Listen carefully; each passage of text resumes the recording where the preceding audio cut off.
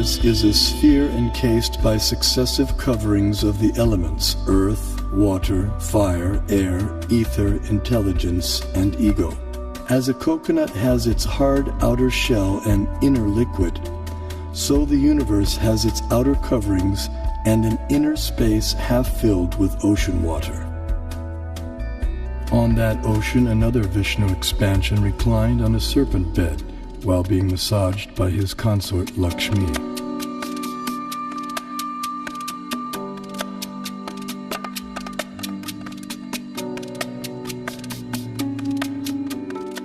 From his navel arose a lotus on which Brahma was born. Initially, the universe was pitch dark and Brahma engaged in meditation. Then he was empowered to create the universe. This account of creation may appear fantastic to some, but modern scientific theories also require fantastic leaps of faith to explain the origin of the universe. Vedic cosmology explains that the universe is made up of 14 vertically arranged planetary systems, or lokas. Each system resembles a galaxy and comprises stars, planets, and other celestial bodies. The topmost planetary system is Satyaloka, the abode of Brahma, which is at a height of 1.87 billion miles above Earth. Below this Satyaloka planetary system is the Tapaloka planetary system, the abode of the ascetics, which is at a height of nearly 1 billion miles above the Earth. Here, the ascetics live in a solitary, serene environment conducive for yoga and meditation on transcendence. Their disciplined life of joyous austerity prepares them for returning back to the non-material world.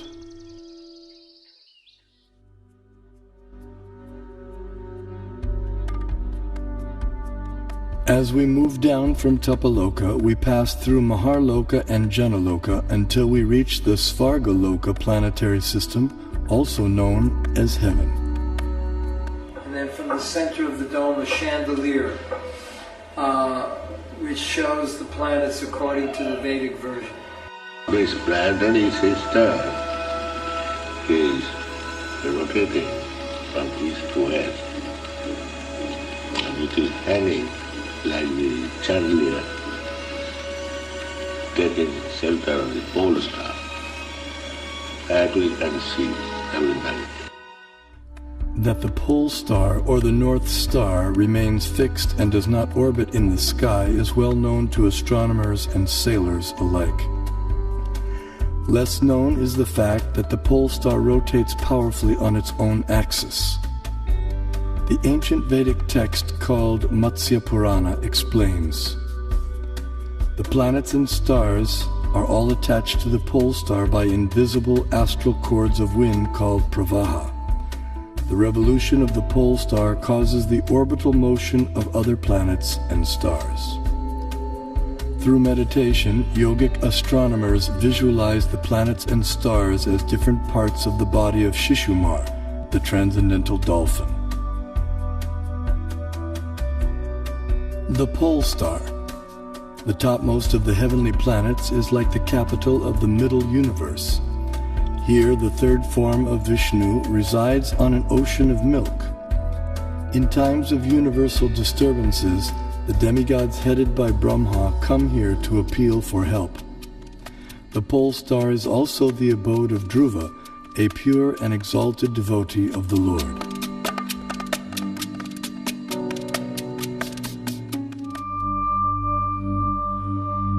The Vedic geocentric model explains how the sun moves around the pole star, situated vertically above Earth's north pole. As the sun goes around the Earth globe, we experience day and night. The stationary Earth, unlike the pole star, does not revolve on its own axis, though it is slightly tilted toward the pole star. During summer in the northern hemisphere, the North Pole experiences 6 months of daylight. Conversely, during summer in the southern hemisphere, the South Pole experiences 6 months of daylight. These 6-month periods correspond to a day and night for the demigods living in the heavenly planetary system. Vedic cosmology accounts for this phenomena by the vertical motion of the sun, technically called Uttarayana and Dakshinayana. The sun moves upward on an incline for half a year and then downward for the next half.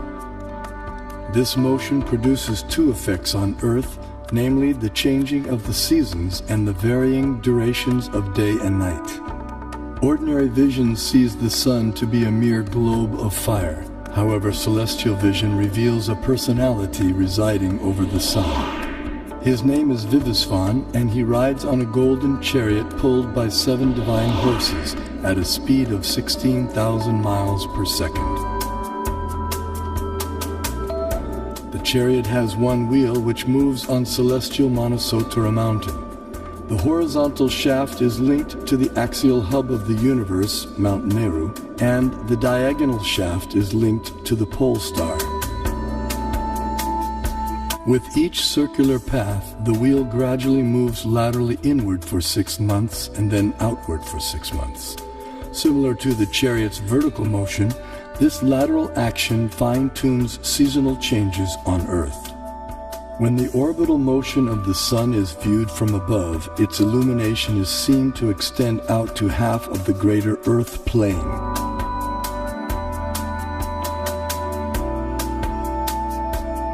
During its orbit, the sun passes over the 4 cities situated in the 4 cardinal directions. The city over which the sun is passing experiences noon, and the city in the opposite direction experiences midnight.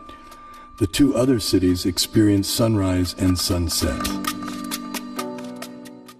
Although Bhumandala literally means the circle or mandala of the earth, it has little in common with the earth on which we stand. The diameter of Bhumandala is given in the Bhagavatam, and it is about the size of the orbit of Uranus. Bhumandala is divided into a series of geographic features called oceans and islands. But these are geometrically perfect rings of cosmic size with no resemblance to irregular earthly continents. In the center of Bhumandala is the circular island of Jambudvip, with 9 subdivisions called Varshas. These include Bharatavarsha, which can be understood in one sense as India, and in another as the total area inhabited by ordinary human beings. Jambudvip is centered on the geometrically shaped Sumeru mountain, which represents the world axis and is surmounted by the city of Brahma, the universal creator. The Bhagavatam presents astronomy in geographical and mythological language, and the mode of presentation is different from the familiar modern approach. Although the earth disk of Bhumandala may look naively unrealistic, careful study shows that the Bhagavatam uses it to represent at least 4 different reasonable and consistent models. Vishnu Purana also describes the earth as Bharatkanda and gives its diameter as 8,000 miles. The earth is also referred to by the name Bharatkanda in the invocation Sankalpa mantra chanted by Brahmana priests since time immemorial up until the present day. Jambudvipe Bharatavarshe Bharatakande Meroho Dakshine Pash. Vedic cosmology gives descriptions of the entire cosmos, including its subtle features. Perception and access to these subtle features, however, requires karmic qualification. Consequently, much of the cosmos described earlier, as well as parts of the cosmography about to be described, are imperceptible and inaccessible to us earthly inhabitants. Bharatkanda is one of the 9 islands of the larger and originally bow-shaped Bharatvarsha, which was divided by the sons of Sagara. Being completely surrounded by water, the islands are mutually unreachable.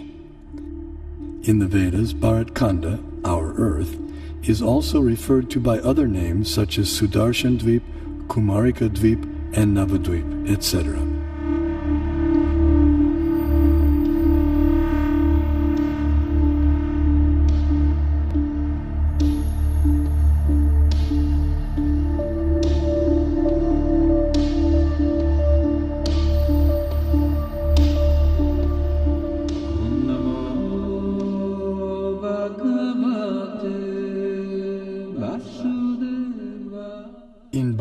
Varsha, the famous mountains known as the Himalayas are tall and immovable.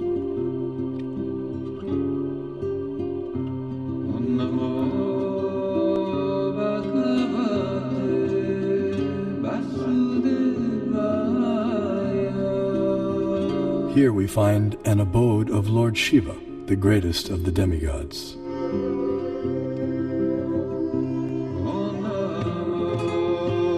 In the center of Jambudvip stands the most extraordinary divine golden mountain called Meru. Meru is shaped like an inverted cone, and it is the sporting place for the demigods. Around Meru are many supporting mountains called Kesara. Jambudvipa is 0.8 million miles in diameter and is surrounded by the saltwater ocean of the same width. On top of Mount Meru is a resort of Brahma called Manavati. The famous celestial river Ganges descends to the center of Manavati and then flows out into 4 directions. Surrounding Manavati in the 8 directions are the resort cities of the chief demigods.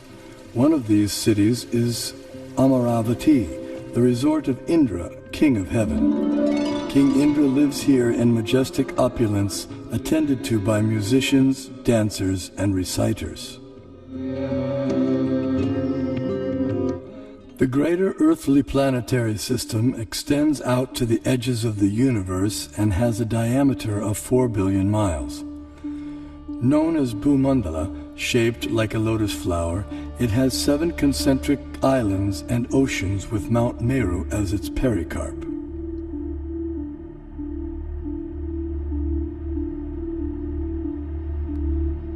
The 7 oceans respectively contain salt water, sugarcane juice, liquor, clarified butter, milk, emulsified yogurt, and sweet drinking water.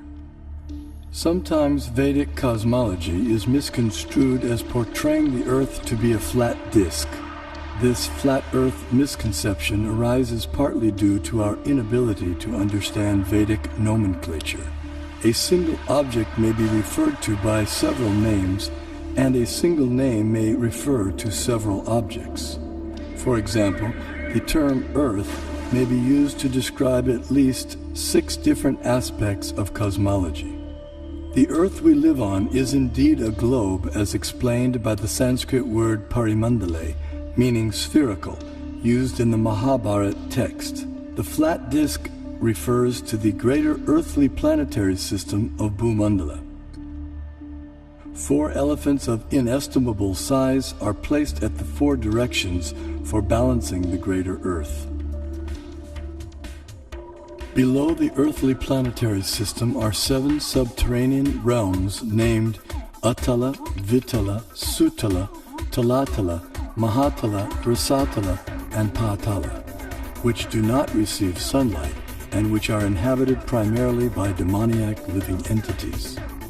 To reach the first one must go 80,000 miles downward through underground tunnels. At successive depths of 80,000 miles are the remaining 6 netherworlds, all of which are fully developed underground civilizations. In the 4th level downward, Talatala Loka, lives the magical architect Maya Danava, who has designed many brilliantly decorated cities where proud materialists reside. Below the netherworlds are the 28 hellish planetary systems. The demigod of justice, Yamaraj, judges the unrighteous human beings after their deaths and sends them to one of these planets. There, errant souls are administered appropriate punitive measures corresponding to their misdeeds.